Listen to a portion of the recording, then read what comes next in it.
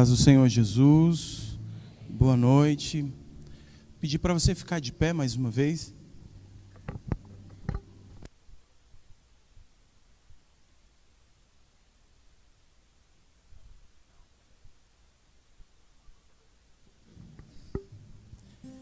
Vou pedir para você dar a mão para o seu irmão, para nós fazermos mais uma oração, pedindo que o Espírito Santo abra o nosso entendimento. Nós saímos de casa, estamos aqui para cultuar, adorar, celebrar, bendizer e também para ouvir a voz do Senhor. Pode fechar os corredores, você tem liberdade para dizer: Senhor, fala comigo. Continua falando ao meu coração. Levante a sua voz e peça isso ao Senhor. Eterno e bom Deus, glorificado seja o teu santo nome. Te louvamos porque nessas canções lembramos que o Senhor é bom, como o Senhor tem sido bom para com o teu povo. Reconhecemos a tua fidelidade, a tua bondade, a nossa alma se alegra em lembrar do teu cuidado, da tua misericórdia, da tua bondade. E queremos pedir nessa noite, continue falando ao nosso coração, desta vez por tua palavra, que sobre nós, ó Deus, venha o teu Espírito Santo, tirando, ó Deus, tudo aquilo que impede a nossa compreensão, toda distração, toda preocupação, lançamos diante do teu trono da graça, sabendo e convictos de que o Senhor cuida de nós. Pai, que em nome de Jesus os nossos ouvidos sejam abertos, a nossa mente esclarecida, iluminada pelo teu Espírito Santo, e o nosso coração saia daqui feliz por ouvir a tua voz, edificados, exortados, abençoados pelo Senhor. Pedimos isso em nome de Jesus. Amém. Ainda de pé, vou pedir para você pegar a sua Bíblia, ou abrir a sua Bíblia, se você estiver com um aplicativo, porque hoje a gente tem que pedir para abrir ou ligar a Bíblia, né?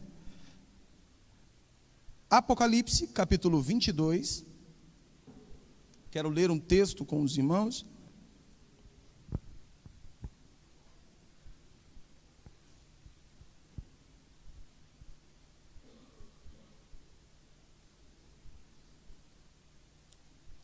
Apocalipse, capítulo 22, do versículo 6 em diante, nós faremos a leitura. Vou aguardar, estou ouvindo alguns barulhinhos de Bíblia ainda. Quem encontrou diz amém. Amém. Quem não encontrou diz misericórdia. Amém. Todos encontraram? Vamos ler o texto sagrado. O anjo me disse: essas são as palavras, são dignas de confiança e verdadeiras. O Senhor, o Deus dos espíritos dos profetas, enviou o seu anjo para mostrar aos seus servos as coisas que em breve hão de acontecer. Eis que venho em breve. Feliz é aquele que guarda as palavras da profecia desse livro. Eu, João, sou aquele que ouviu e viu essas coisas. Tendo-os ouvido e visto, caí aos pés do anjo que me mostrou tudo aquilo, para adorá-lo. Mas ele me disse: não faça isso. Sou servo como você e seus irmãos, os profetas, e como os que guardam as palavras deste livro. Adore somente a Deus. Então me disse: não cele as palavras da profecia deste livro, pois o tempo está próximo. Continue o injusto a praticar injustiça. Continue o ímpio na imundícia. Continue o justo a praticar justiça, e continue o santo a santificar-se. Eis que venho em breve, a minha recompensa está comigo, e eu retribuirei a cada um de acordo com o que fez. Eu sou o Alfa e o Ômega, o primeiro e o último, o princípio e o fim. Felizes os que lavam as suas vestes, e assim têm direito à árvore da vida, e podem entrar na cidade pelas portas. Fora ficam os cães, os que praticam feitiçaria, os que cometem imoralidades sexuais, os assassinos, os idólatras e todos os que amam e praticam a mentira. Eu, Jesus, enviei o meu anjo para dar a vocês esse testemunho concernente às igrejas. Eu sou a raiz e o descendente de Davi e a resplandecente estrela da manhã. O Espírito e a noiva dizem: vem. E todo aquele que ouvir, diga: vem. Quem tiver sede, venha, e quem quiser, beba de graça da água da vida. Declaro a todos os que ouvem as palavras da profecia deste livro: se alguém lhe acrescentar algo, Deus lhe acrescentará as pragas descritas nesse livro. Se alguém tirar alguma palavra deste livro de profecia, Deus tirará dele a sua parte na árvore da vida e na cidade santa que são descritas neste livro. Aquele que dá testemunho destas coisas diz: sim, venho em breve. Amém. Vem, Senhor Jesus. A graça do Senhor Jesus seja com todos. Amém. Pode se assentar, mantenha a sua Bíblia aberta.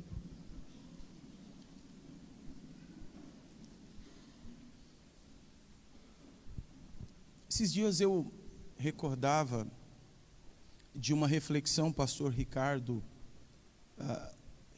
Agreste, pastor de uma igreja em Campinas, e ele falando sobre as dificuldades cotidianas da vida e os deuses, os falsos deuses que esse século propõe para serem adorados. E ele fala nessa reflexão sobre alguns deuses, e eu, pensando, trabalhando, lembrei-me desses falsos deuses que o século, que a cultura propõe, sugere. E pastor Ricardo, de forma muito sábia, elencou os nomes, e eu quero só citá-los, porque isso tem a ver com o texto, com a reflexão que nós faremos nessa noite. O primeiro Deus que ele fala é a deusa da realização pessoal.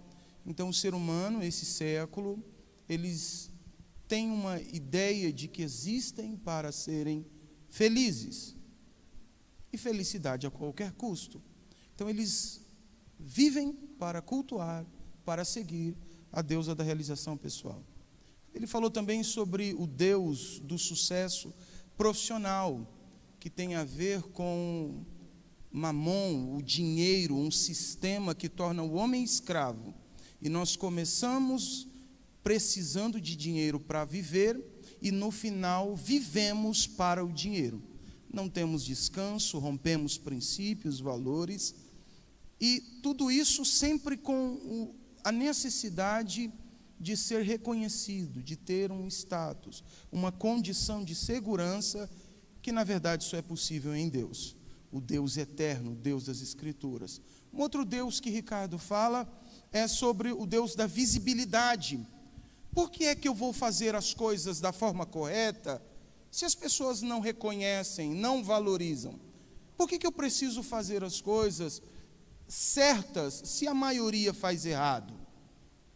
Um outro Deus que ele fala é o Deus da influência, que dá um certo sentido para a vida, e eu me lembrei de uma pergunta que ele faz: quantos seguidores é necessário para que alguém seja feliz? Quantas curtidas no nosso Instagram, no nosso Face, é necessário para um senso de valor? Mas há uma cultura, e escute, a coisa está tão feia e tão grave que se você procurar, você vai encontrar não muitas as notícias de pessoas que, exatamente por não terem visibilidade, por não conseguirem um canal de sucesso, cometeram suicídio.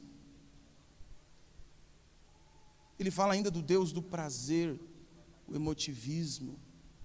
Eu vou me dedicar e vou ter compromisso com aquilo que me dá prazer.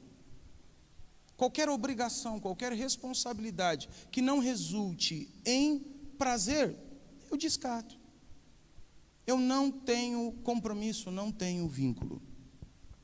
E um outro Deus que ele fala, que é próprio deste século, é o Deus da autonomia, onde o ser humano, ele entende que estar ligado a alguém é ser refém. Então, eles vivem para serem livres, se bastam, são suficientes. Querem ter liberdade para fazer o que bem entendem, quando entendem, aonde entendem. Não há vínculos. É o Deus da autonomia.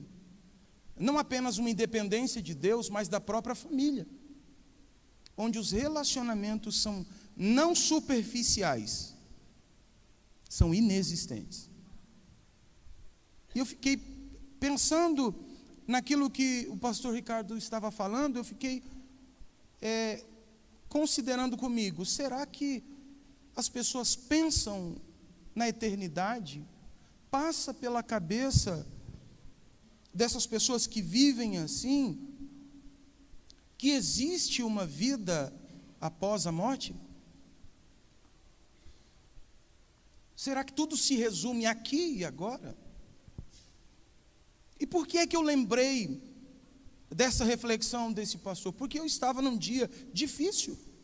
E eu já brinquei com vocês, pastor não mora no céu e desce no domingo para pregar. Pastor é gente, pastor tem conflitos, pastor também passa por dificuldades. E numa dessas dificuldades, havia uma forma muito simples, muito fácil de elucidar o problema, de resolver.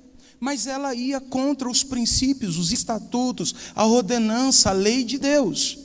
E eu, claro, vou ficar com um problema, porque eu prefiro servir a Deus, porque como cristão eu entendo que as coisas não se resumem aqui, existem valores inegociáveis. E isso me fez, eu lembrei disso hoje pela manhã, acordei assustado. Eu acordei nessa manhã com uma sensação, uma voz gritou no meu ouvido, eu dormindo. Foram duas frases e uma delas foi: o noivo vem. Irmãos, eu tremia. E a segunda voz, a segunda fala foi: ficarão de fora. Eu acordei e pensei assim: Jesus voltou e eu fiquei de fora. Pense no medo.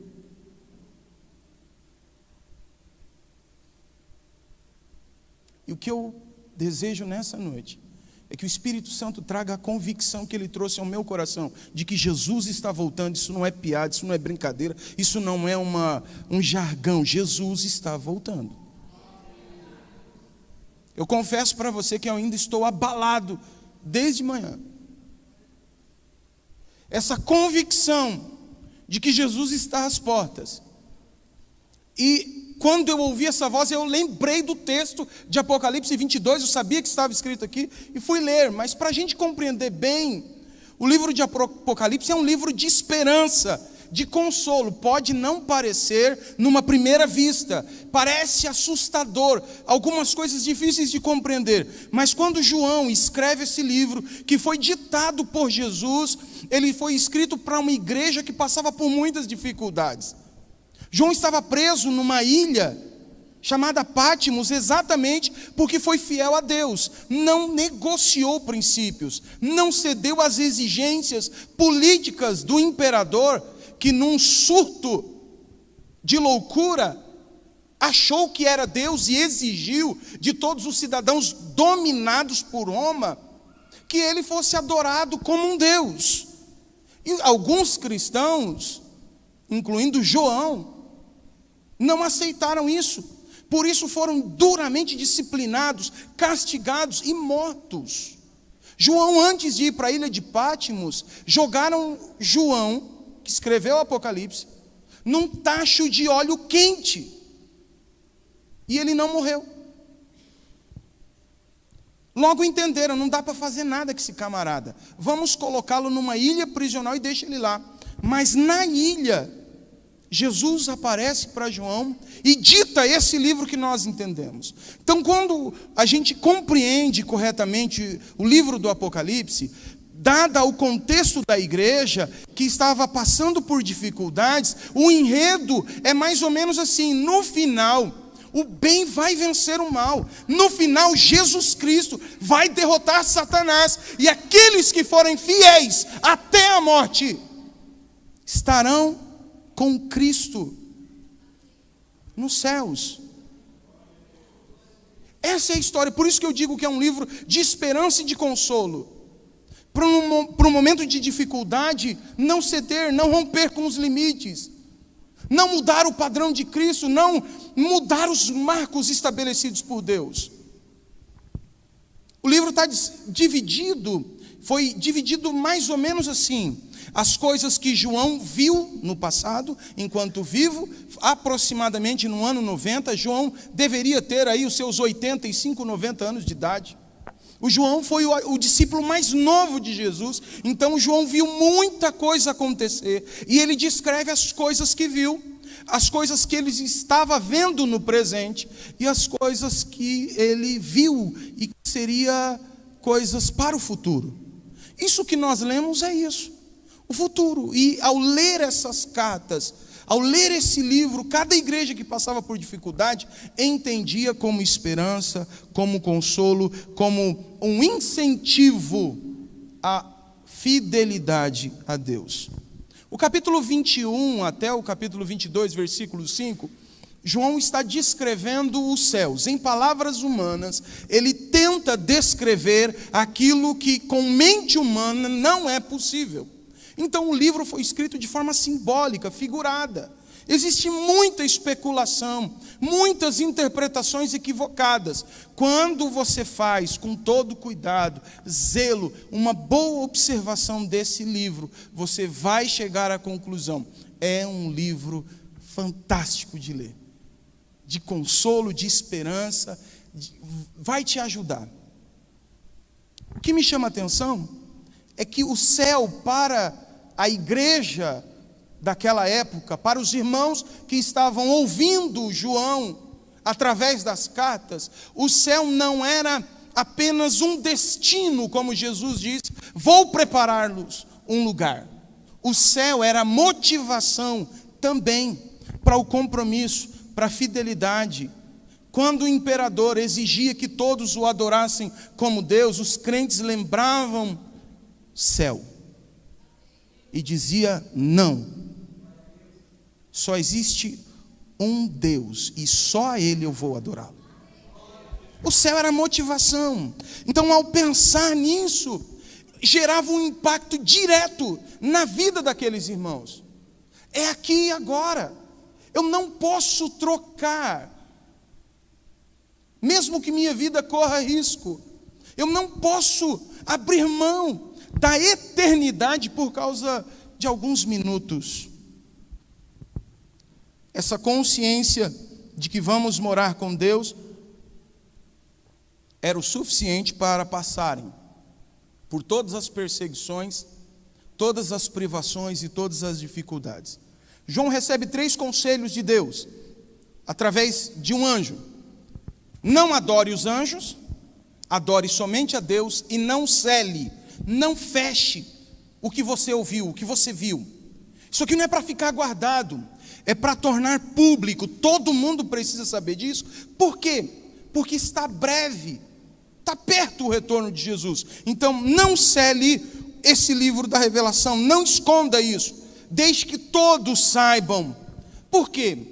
Porque há uma proposta de Deus ao escrever esses livros, essa carta, através de João, e essa proposta é o que vale para mim e para você hoje.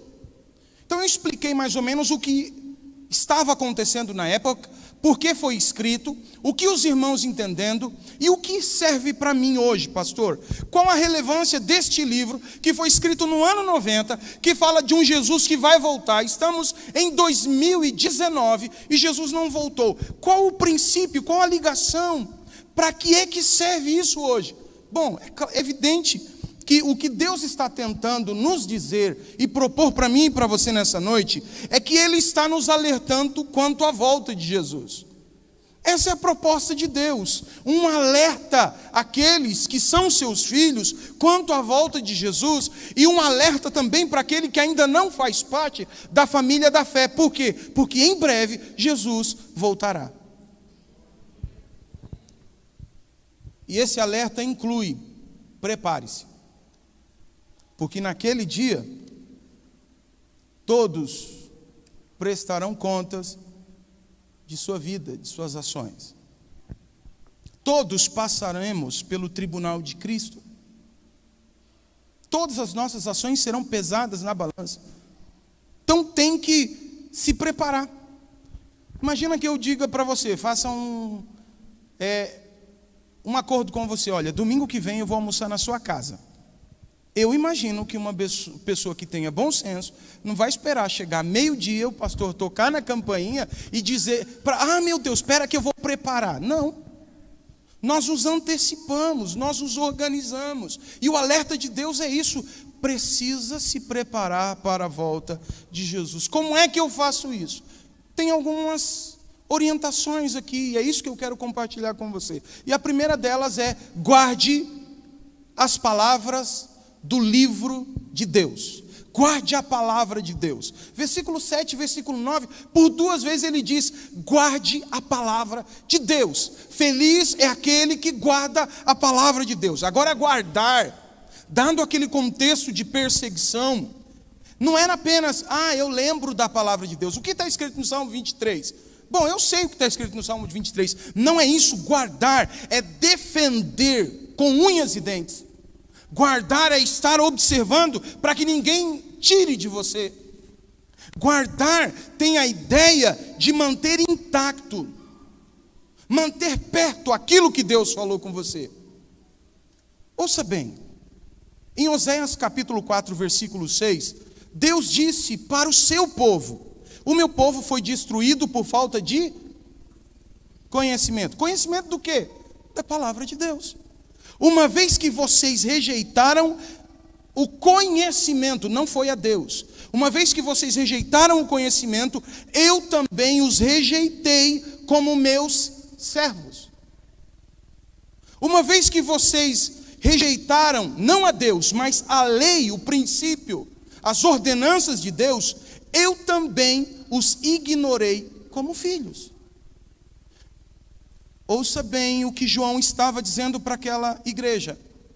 Não basta amar a Deus, é preciso guardar os seus mandamentos. É assim que nós nos preparamos. É perigoso demais dizer que serve a Deus e não seguir, não viver de acordo com os seus estatutos.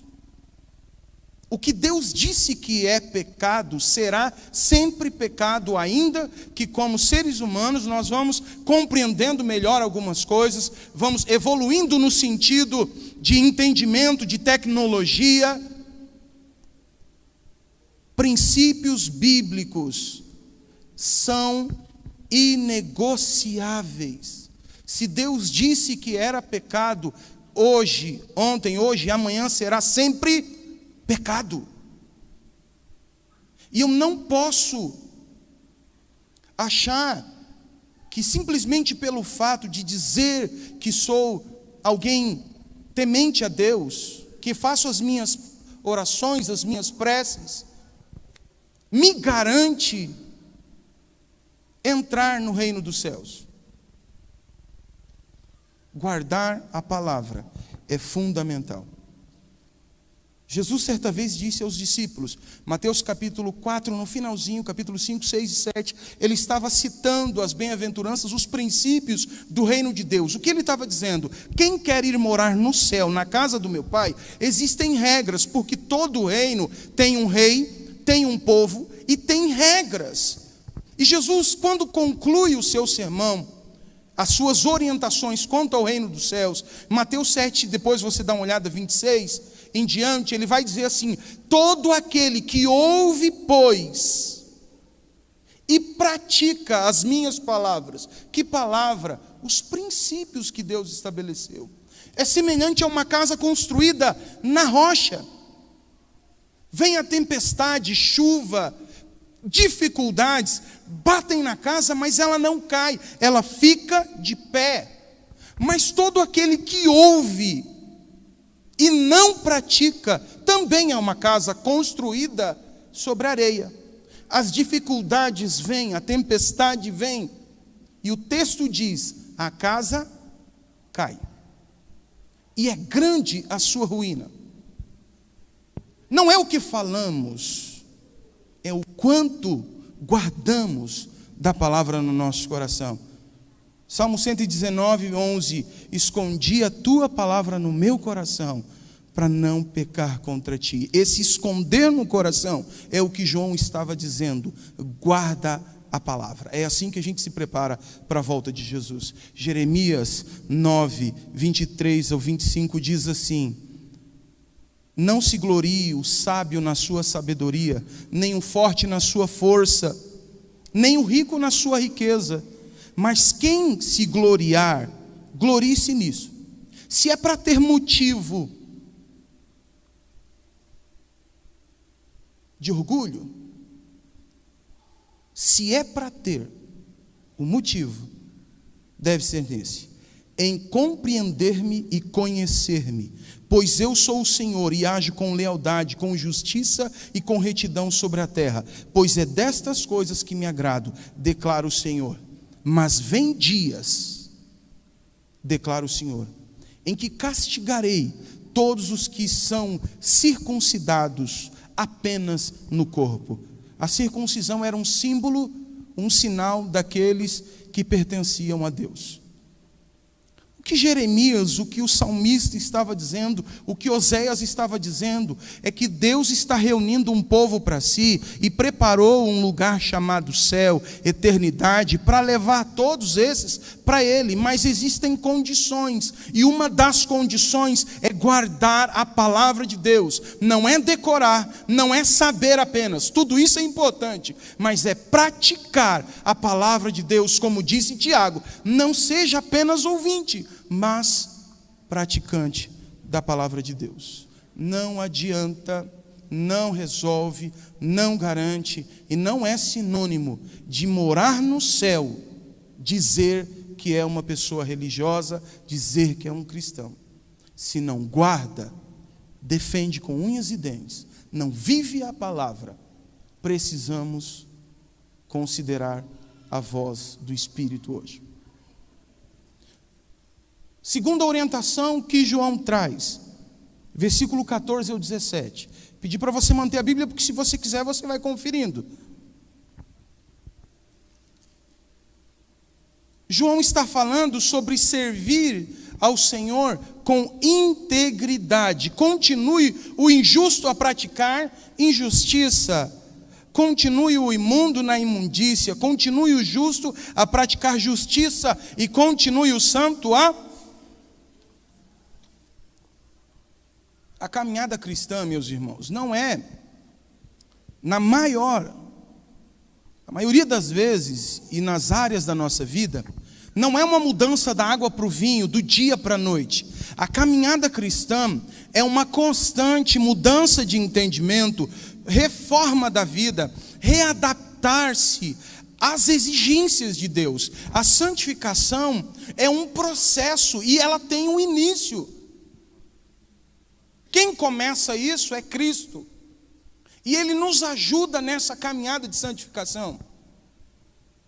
O alerta de Deus para aquela igreja sobre a volta de Jesus é: siga com integridade. Se você é salvo em Cristo Jesus, se você é santificado pelo sangue de Cristo, que nos justifica de todo pecado, prossiga dessa forma. Avance, se preocupe com o desenvolvimento da sua vida com Deus, da sua espiritualidade. Aplique aquilo que você vai entendendo de Deus gradativamente. Cresça em santidade. A palavra integridade tem um conceito de inteiro, não dividido. E quando João está dizendo isso, que o injusto continue sendo injusto, que o santo continue crescendo em santidade, ele está dizendo: não tenha divisões na sua vida. Eu sou crente até esta área, daqui eu faço, eu resolvo, daqui eu sigo outras orientações. Para Deus não tem meio termo, ou é tudo ou nada. Por quê, pastor? Porque na cruz do Calvário Ele deu seu tudo, seu único filho, para que nós tivéssemos acesso a Deus. Deus não quer resto, ou é tudo ou nada. Não são áreas, partes da nossa vida.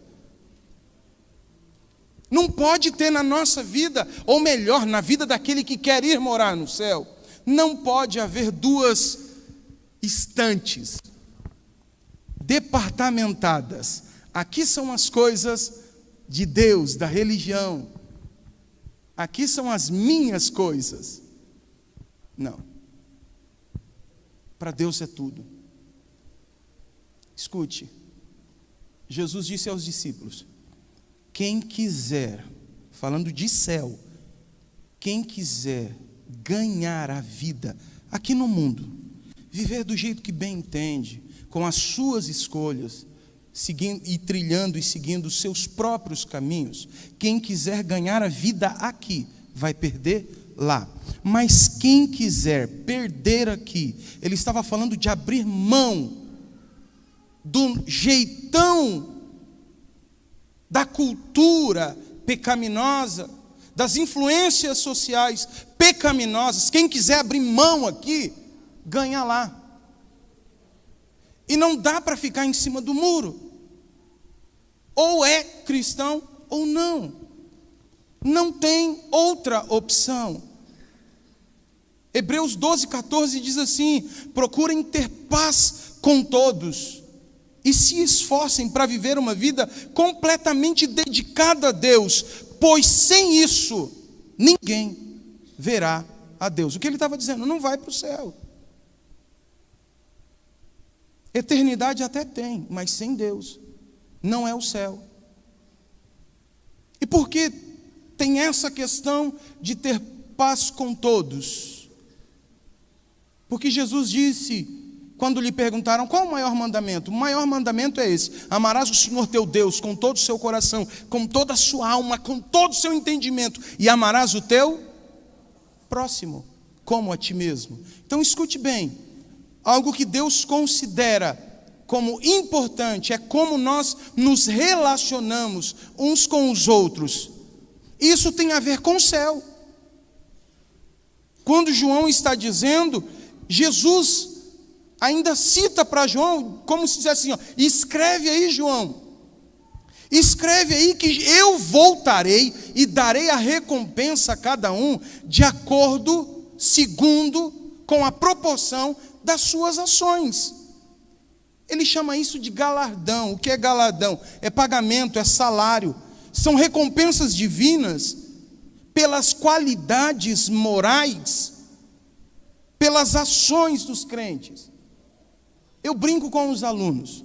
Eu digo que no céu tem gente que vai ter coroa. Sabe aquela coroa da rainha Elizabeth, aquela coisa linda? Tem gente que vai ter uma coroa um pouquinho menor. Alguns vão ter um arquinho em forma de coroa. Alguns terão um tic-tac. Sei lá, não sei se vai ter, mas talvez se não tiver um brinco. Tudo que nós plantamos, nós colheremos, não só aqui, mas também na eternidade. Por isso Jesus disse, vale a pena abrir mão de algumas coisas aqui, por causa da eternidade. Deus estava dizendo para aquela igreja, passando por situações difíceis, por dificuldades: eu estou atento ao seu sofrimento, ao seu serviço e também à sua fidelidade, e não vai passar em branco, eu vou recompensar. Eu acho que poucos entenderam. Deus está atento ao que nós estamos passando no nosso dia a dia. Deus está atento, meus irmãos, às lágrimas que caem. Deus está atento à fidelidade diante de propostas que desonram o nosso Deus. Deus está atento. E estava dizendo para aquela igreja, está dizendo para mim e para você: não barganhe, não faça concessões, vai valer a pena. Feliz são aqueles que lavam as suas vestiduras no sangue do Cordeiro. Lavar as vestiduras era uma simbologia de guardar os mandamentos. E ouça bem, isso não tem a ver com lugar e nem com situação. Adão pecou, e Adão estava onde? No paraíso. José se manteve íntegro no Egito. como escravo. Não é o lugar, não é a situação, é uma decisão que nós tomamos. João 15:3, Jesus disse: vocês estão limpos pela palavra que vos tenho falado. Isso garante o direito à árvore da vida e a entrar na Nova Jerusalém, sinônimo de céu. Servir a Deus com integridade garante direito à árvore da vida e a entrar no céu. Pastor, onde é que você está vendo isso aí? Está no texto. Versículo 14. Olha aí, ó. Por favor, eu pedi para você não fechar a Bíblia. Felizes os que lavam as suas vestes e assim têm o direito. Não é apenas dizer sou cristão, saber cantar hinos, não é apenas recitar textos bíblicos, é preciso uma vida dedicada totalmente e exclusivamente a Deus. Meu irmão, sabe o que é legal? É que para aqueles irmãos que sofriam perseguição, existem textos, palavras de Jesus que caíram como uma luva para eles. A gente não entende às vezes. O versículo 13 diz assim: eu sou o alfa e o ômega, o primeiro e o último, o princípio e o fim. O que isso tem a ver com essa orientação sobre servir a Deus com integridade?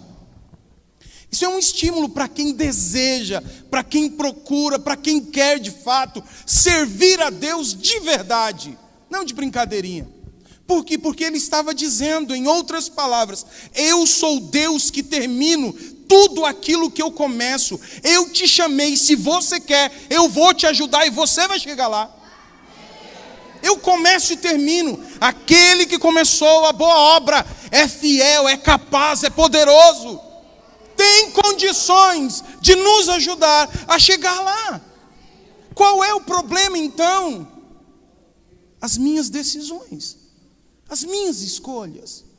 Deus está favorável a nós. Os seus ouvidos não estão tapados.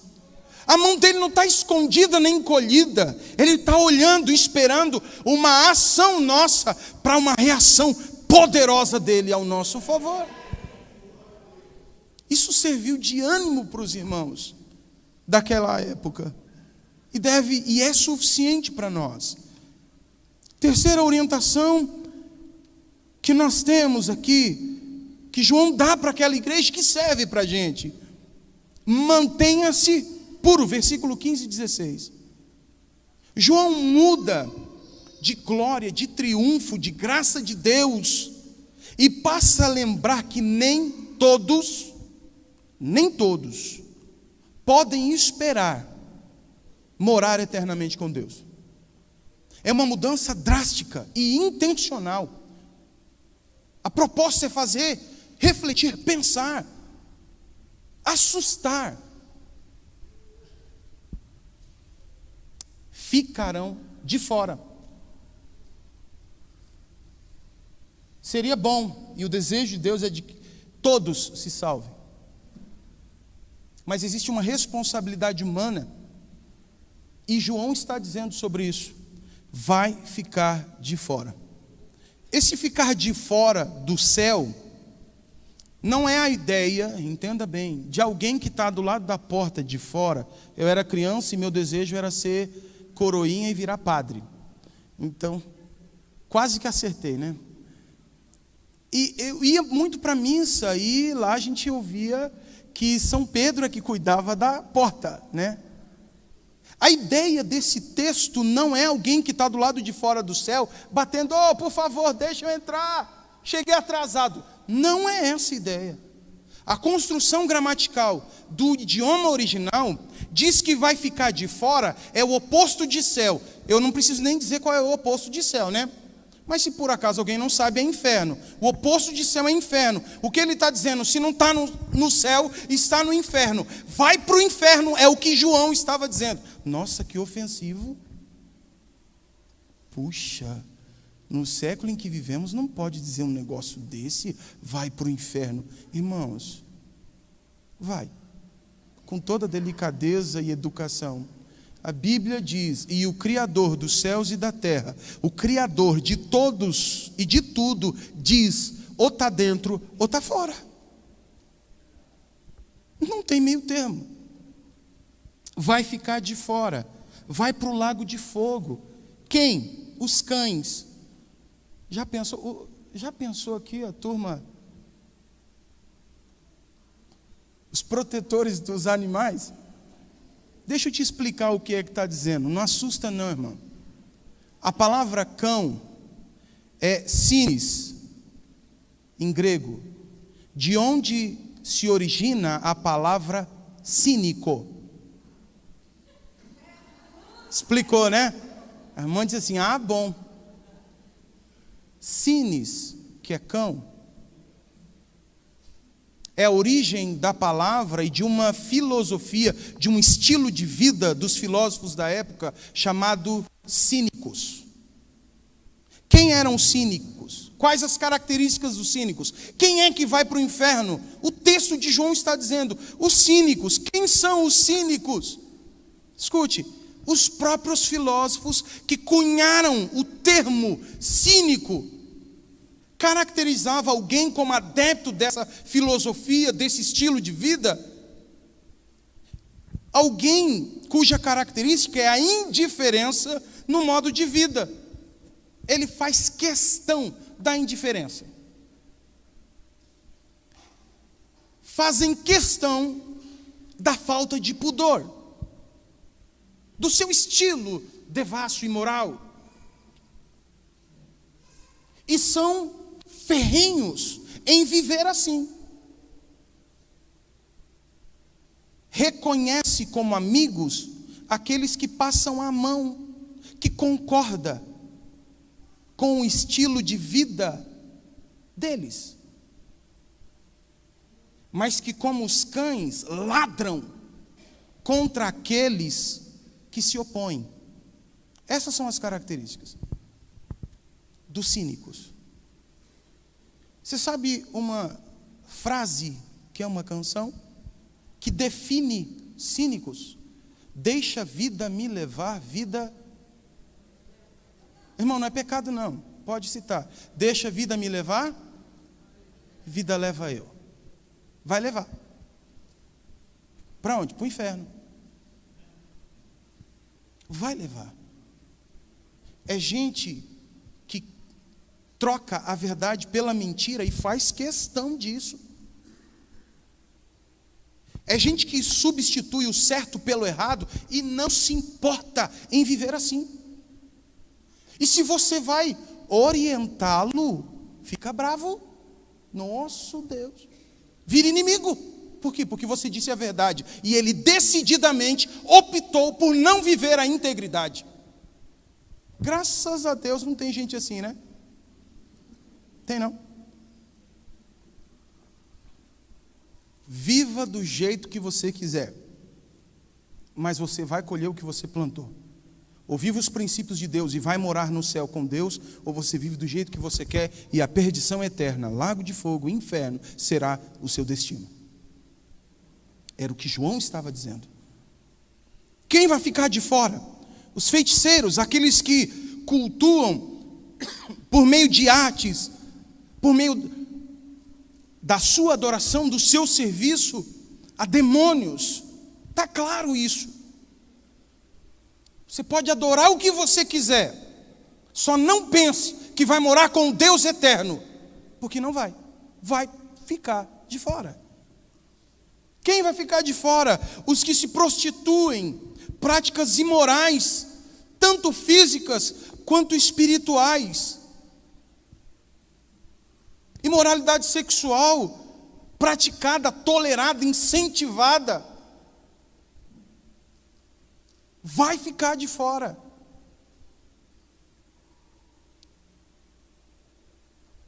Há aqui uma ideia dessa prostituição espiritual, é alguém que diz servir a Deus, mas fica flertando com as coisas de Satanás. A igreja é comparada, os servos de Deus, os filhos de Deus, os discípulos de Jesus, a comunidade da fé é comparada, é chamada de a noiva de Cristo. E o nosso noivo tem ciúmes. Escute bem, João está trazendo um alerta, inclusive para o corpo físico.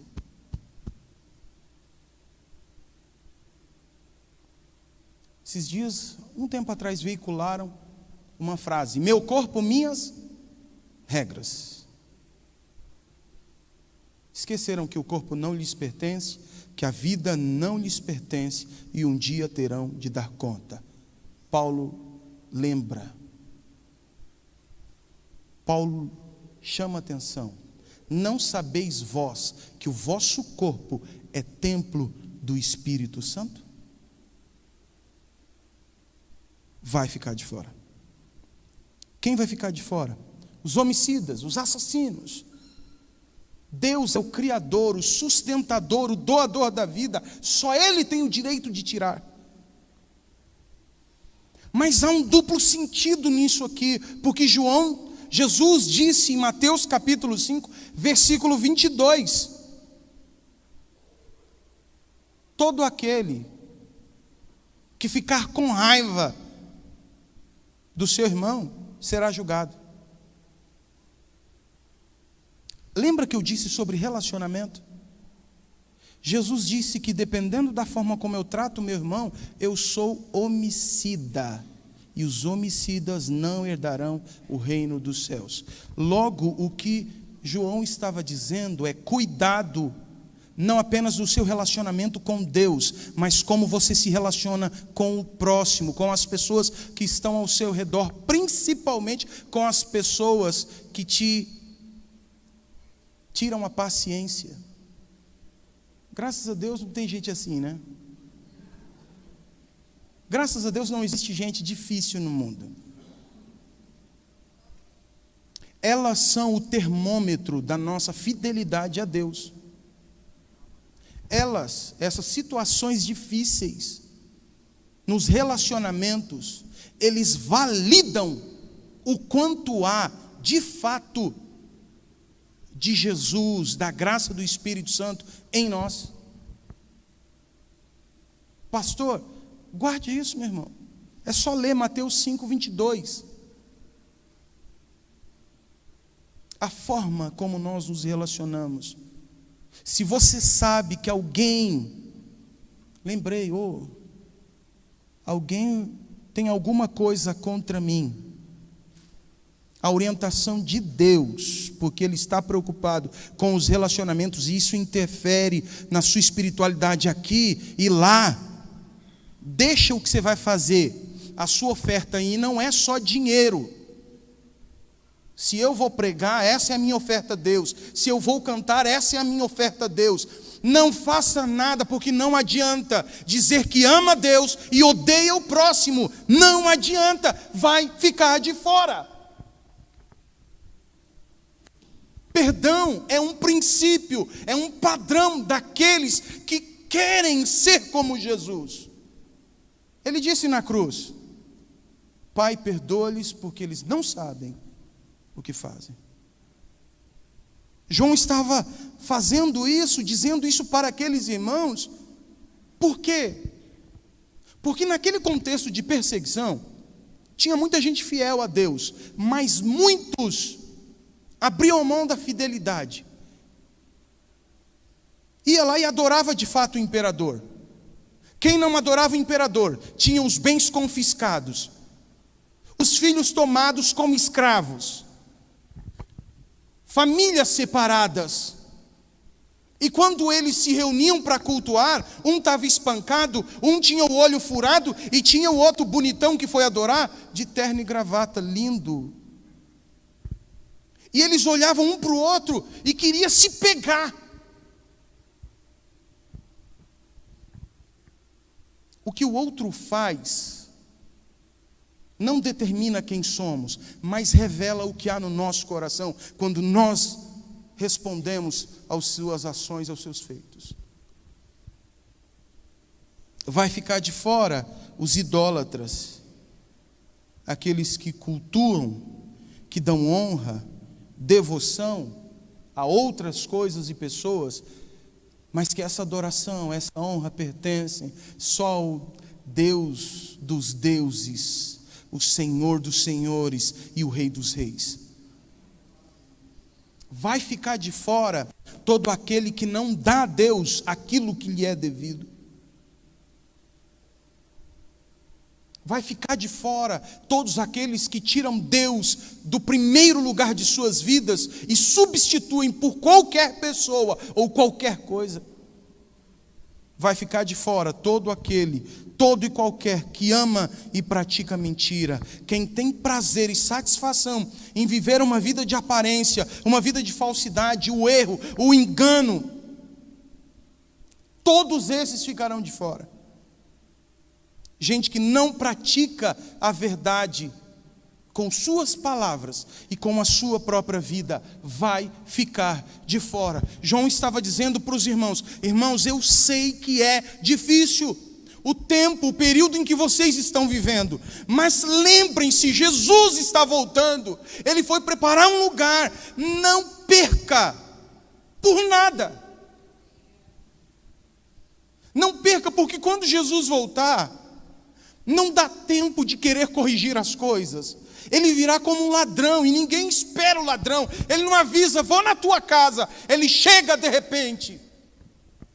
Jesus estava dizendo: cuidado com a vida, mantenha-se puro. Porque no abrir e piscar de olhos, os céus se abrirão, milhares e milhares de anjos vão descer.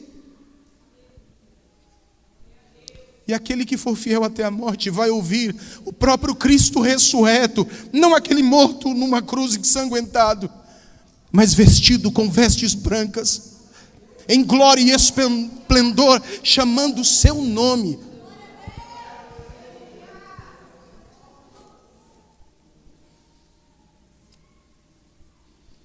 Quarta orientação de João, para aqueles irmãos e que serve para mim e para você nessa noite: espere, anseie pela volta de Jesus.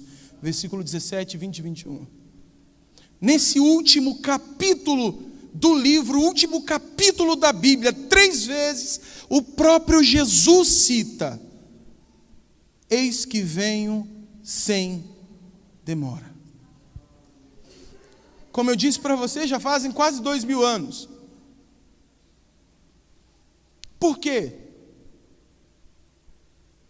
que Ele não voltou? Por que as pessoas deixaram de dar importância ao maior evento do universo? Não é da humanidade, é do universo. Por que as pessoas deixaram de acreditar nisso? Porque Jesus não voltou. Escute, todos os dias Ele está voltando para aqueles que morrem.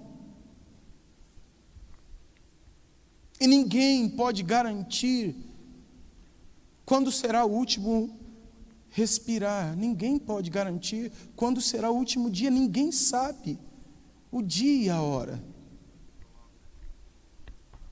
João estava dizendo para aqueles irmãos, e Deus está dizendo para mim e para você, que Jesus não voltou é porque Deus está dando a todo mundo a oportunidade de se arrependerem de seus pecados e de receber salvação por meio de Cristo Jesus. 2 Pedro, capítulo 3, versículo 1 em diante, explica isso. Cada dia que Deus fala comigo e com você, cada noite que se passa, cada dia que passa e que Jesus não volta, é uma nova oportunidade para mim e para você alinharmos nossa vida com Deus, revermos os nossos conceitos, aplicarmos a sua palavra, dedicarmos a nossa existência pelo propósito pela qual nascemos para louvar, adorar, bendizer Deus, seu Criador, meu Criador, nosso Pai. Cada dia é uma oportunidade. O texto diz: a noiva, a igreja de Cristo, E o Espírito Santo convida a todos, dizendo: vem. Quem tem sede, vem e de graça beba da água da vida. O que João estava dizendo a todos os que estão vacilando, a todos que estão pensando em desistir, a todos os que estão de fora: vem para Jesus enquanto é tempo, volta ao primeiro amor enquanto é tempo. Existe uma graça de Deus para mim e para você, disponível enquanto Jesus não volta. É um convite carinhoso, amoroso de Deus Pai, que é feito para os seus filhos. E Jesus diz: quem tem sede, vem. Quem secou, vem porque ainda tem água. Quem tem fome, venha e compre de graça pão. É um convite de Deus para mim e para você. Por que é que Jesus não voltou ainda? Porque existe um tempo determinado pelo próprio Deus. Mateus 24 diz assim: quando o evangelho do reino for pregado em todo o mundo, então virá o fim. Eu concluo nessa noite, meus irmãos, que Deus está alertando a todos nós quanto à volta de Jesus, e que é preciso estar preparado. É preciso rever a nossa vida. Não são conceitos, não são ideias humanas. Vida e morte são realidades. Assim como céu e inferno é uma realidade. Não é prudente viver cada dia sem considerar o que vai ser depois da morte.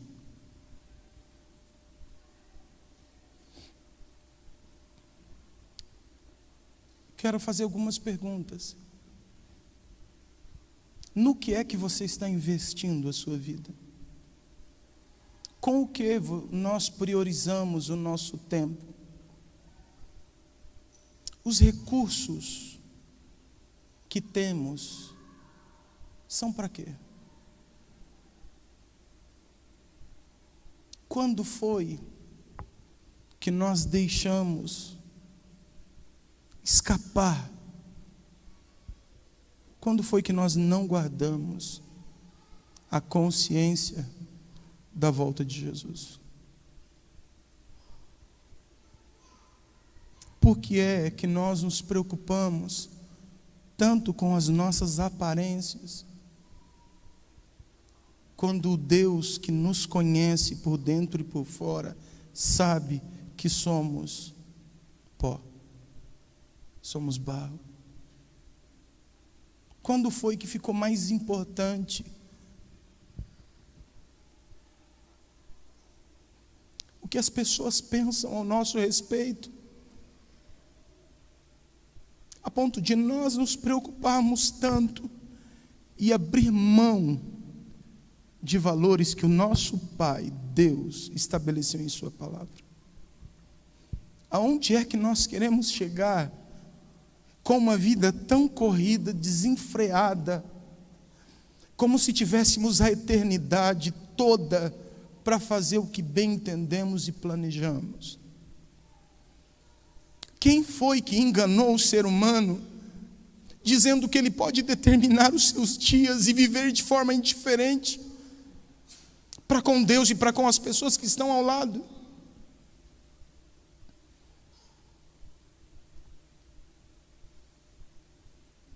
Há um alerta de Deus para nós hoje.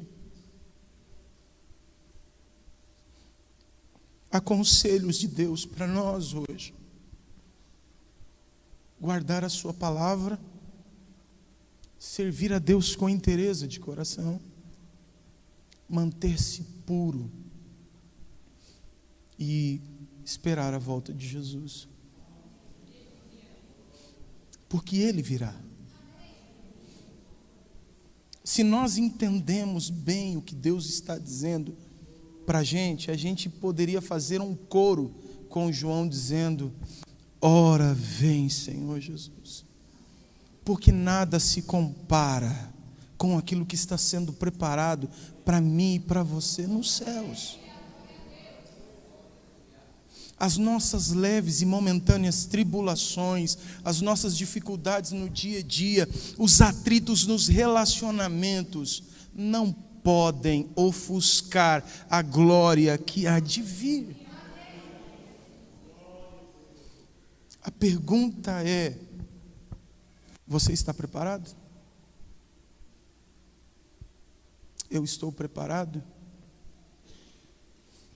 Eu quero te convidar a ficar de pé nesse momento de reflexão. E nesses minutinhos que temos, eu queria que você falasse com Deus. Meus pais me ensinaram que quando alguém faz uma pergunta é falta de educação não responder. Hoje Deus nos pergunta: você está preparado? É falta de educação não respondê-lo, e é um pouco de insanidade não responder o Deus soberano.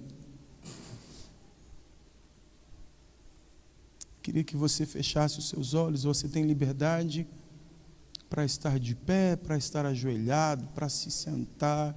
Fique à vontade. Mas não deixe de responder a Deus e o seu convite. E se nessa noite você quer vir aqui à frente, orar junto conosco, num ato simbólico apenas, respondendo ao convite de Jesus: quem tem sede, venha. Sai do seu lugar. Você não é obrigado a isso. Mas se você quiser, com o seu corpo, com as suas ações, expressar esse desejo, vem aqui à frente, eu quero orar com você. Glória a Deus. Se por acaso você em algum momento esqueceu, barganhou os princípios bíblicos, não guardou a palavra no coração, vem. Se em alguma área da vida você tem dificuldade em servir em integridade, ore junto com a gente aqui. Eu quero convidar os pastores, os obreiros, por favor, Márcia, Sônia, disse, os missionários, as irmãs que estão aqui. Lembra que é junto, de 2 em 2, Jesus os mandou caminhar. Então, se tem alguém aqui na frente, eu vou pedir para você vir ao lado. De forma muito educada, respeitosa, você abraça essa pessoa e ore junto com ela.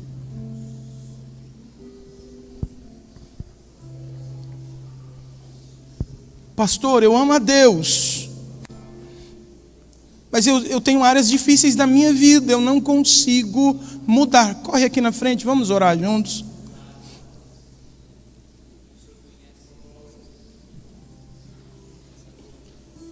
Ele sonda e conhece o nosso coração. Se tem alguém que quer aceitar, entregar a vida para Jesus, vem aqui na frente.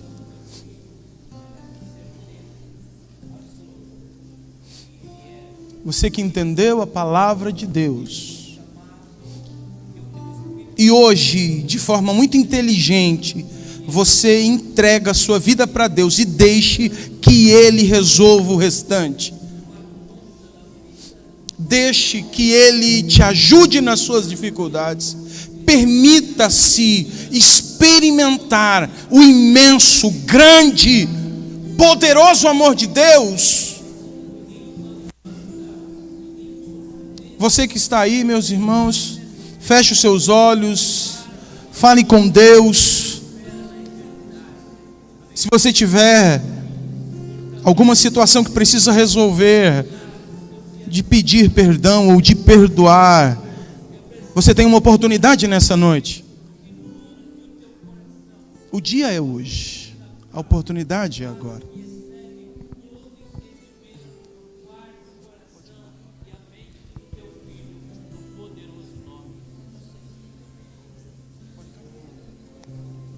Enquanto os irmãos estão adorando ao Senhor com uma canção, levante a sua voz, não pare de orar. Responda a Deus, fale com o Senhor. Oh Deus. Senhor, a verdade é que nós gastamos a nossa vida, investimos tanto esforço e tanto tempo em busca de realizações pessoais, uma felicidade a qualquer custo, e nós nos esquecemos na eternidade. Nós nos esquecemos do Senhor. Deus, nessa noite nós nos arrependemos, queremos pedir perdão, porque mesmo como teus filhos, às vezes nós intentamos uma felicidade sem o Senhor. Pai, nós procuramos ser aceitos pelos homens, reconhecidos, e nos tornamos escravos de um estilo de vida, de um sistema ditado pelo dinheiro, e nós perdemos família, nós perdemos saúde, nós perdemos amizades.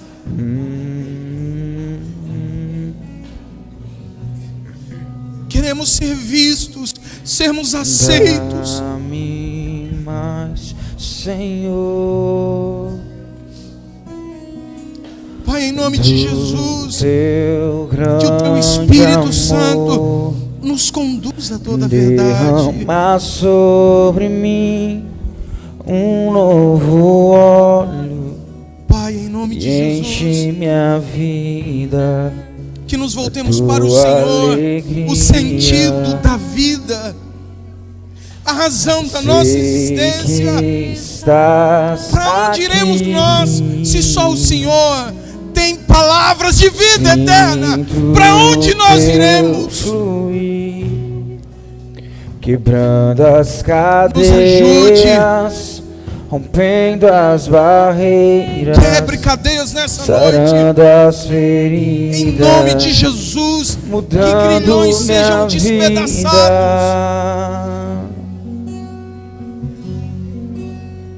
É meu maior prazer, Pai, em nome de Jesus, nós te queremos nessa noite reconsagrar a nossa vida ao Senhor, lembrando daquilo que Cristo fez por nós, e que nada pode nos separar do Teu amor, que está em Cristo Jesus. Nós queremos viver de forma íntegra, inteira, para o louvor da Sua glória. Senhor, nós estamos aqui reunidos nessa noite, ouvindo a Tua palavra, e que o Teu Espírito Santo guarde, grave no nosso coração a convicção de que Jesus virá para nos buscar, e valerá a pena. Vai valer a pena, então Senhor. dizer: eis-me aqui, Senhor. Irmãos, não pare de orar, continue orando, fale com Deus, peça ajuda ao Senhor. Ele marcou com você um encontro. Dá-me mais, Senhor, do Teu grande amor. Derrama sobre mim um novo óleo.